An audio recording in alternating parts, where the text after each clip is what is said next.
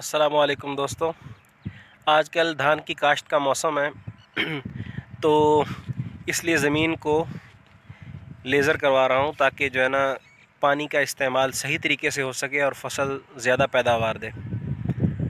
तो लेज़र हो रहा है, आपको दिखाते हैं। जब आप ज़मीन को लेज़र करवाएं तो उसके लिए आप ये बात पहले यकीनी बनाएं कि ज़मीन आपकी भुरभुरी और नरम होनी चाहिए, क्योंकि जितनी ज़्यादा नरम ज़मीन होगी उतना ही ज़्यादा अच्छे तरीके से उसका लेवल होगा। ये देखें, ये ज़मीन को पहले रूटावेटर लगाकर नरम कर लिया गया है, तो अब इस पर लेज़र अच्छे तरीके से होगा।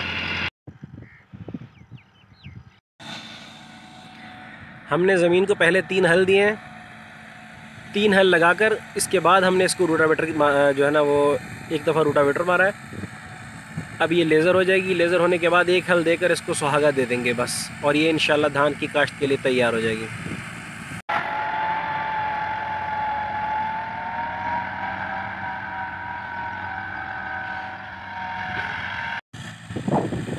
भुरभुरी और नरम जो ज़मीन होती है वो ज़्यादा अच्छे तरीके से हमवार होती है और उसमें लेज़र का रिज़ल्ट जो है ज़्यादा अच्छा आता है।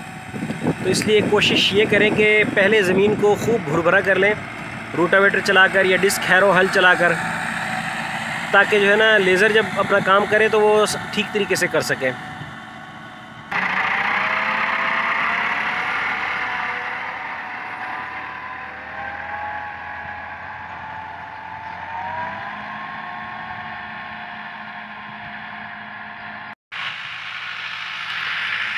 और ये हमारी जहाँ हमने धान की काश्त करनी है उसके साथ ही हमने कपास की फसल काश्त की हुई है खीलियों पर।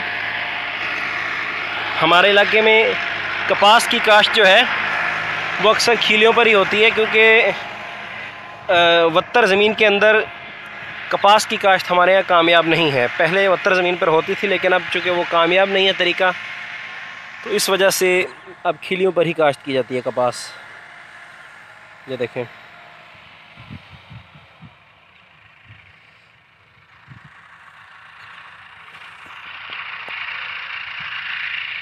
कपास की फसल माशाल्लाह अच्छी है। अभी ये बढ़ रही है और इसको अभी खाद शुरू करेंगे इंशाल्लाह, तो इसके बाद जो है ये ज़्यादा बढ़ोतरी शुरू हो जाएगी इसकी। हमारे इलाके में लेज़र वाले जो हैं ये 1300 रुपये फ़ी घंटा चार्ज करते हैं, तो ये बहुत अच्छा बिज़नेस भी है। अगर आपके पास गुंजाइश है आप ले सकते हैं, और आपके इलाके में इसकी ज़रूरत है, आप लोगों को जानते हैं जिनसे आप काम ले सकते हैं, तो एक ड्राइवर रखकर आप लेज़र ये ले लें और जो है ना बहुत अच्छे पैसे कमा सकते हैं आप इससे। मेरा ज़ाती तौर पर यह ख़्याल है कि हम किसानों को अब दूसरी फसलों के बारे में भी सोचना चाहिए कि हम रिवायती फ़सलों से निकलें और दूसरी फसलें भी काश्त करें, सब्ज़ियाँ काश्त करें, दालें काश्त करें। उनमें मुनाफा बहुत ज़्यादा है, और रिवायती फ़सलों से हम निकलें। अगर हम यकदम हम उनको काश्त नहीं कर सकते बड़े रकबे पर, तो हमें तजर्बाती तौर पर छोटी जगहों पर थोड़े रकबे पर उसको काश्त करके देखना चाहिए, लेकिन हमें तजर्बा ज़रूर करना चाहिए। गन्ने की फसल है, उस पर शुगर मिल माफिया जो है उसकी इजारादारी है। बजाय इसके कि हम गन्ना काश्त करें और हम मिल मालिकान के रहमो करम पर हों, हमें चाहिए कि हम धान की फसल काश्त करें और अपनी मर्ज़ी के रेट के मुताबिक उसको बेचें। अब वक्त आ गया है कि हम इस बारे में सोचें कि मिल मालिकान की जो इजारादारी है वो ख़त्म की जाए।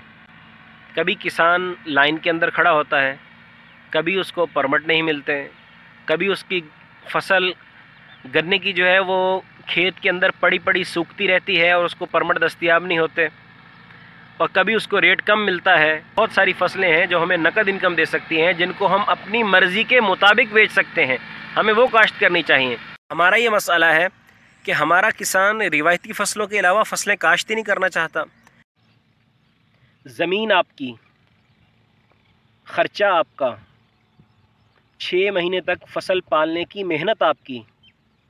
अगर फसल किसी वजह से नुकसान का शिकार हो जाए, किसी बीमारी का हमला हो जाए, कोई खुदाई आफत आ जाए, तो नुकसान आपका, और उससे होने वाली आमदनी आपसे ज़्यादा दूसरे लोग कमा जाते हैं।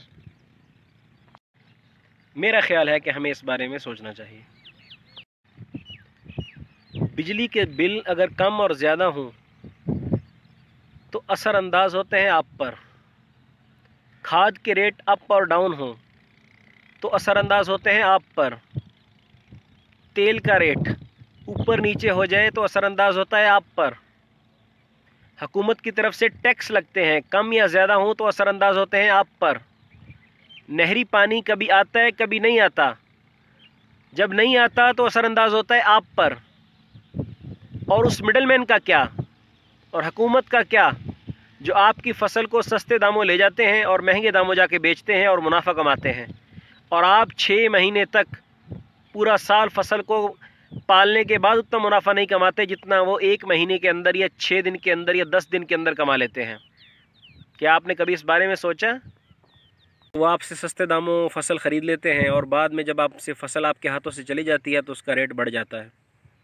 वो गंदम जो हमने 1400 रुपये मन, 1300 रुपये मन, 1350 रुपये मन बेची थी, अब उसका रेट 1700 रुपये मन है। अभी गंदम की फ़सल को गए हुए 1 महीना हुआ। तो अब आप सोचें, आपने ख़र्चा करके हमारे किसान ने उस पर कितने पैसे कमाए हैं, और जिन लोगों ने लेकर उसको स्टॉक कर लिया, मिडल मैन जो है, उन्होंने कितने पैसे कमाए हैं इस पर, और अभी ज़्यादा वो कमाएंगे। तो इसलिए मेरा ख़्याल है कि हमें ये फ़सलें भी काश्त करनी चाहिए, लेकिन इसके साथ हमें रिवायती फ़सलों से हटकर दूसरी जानिब भी सोचना चाहिए। कुछ अरसा से मैं इस बारे में सोच रहा हूँ, आपको भी सोचना चाहिए।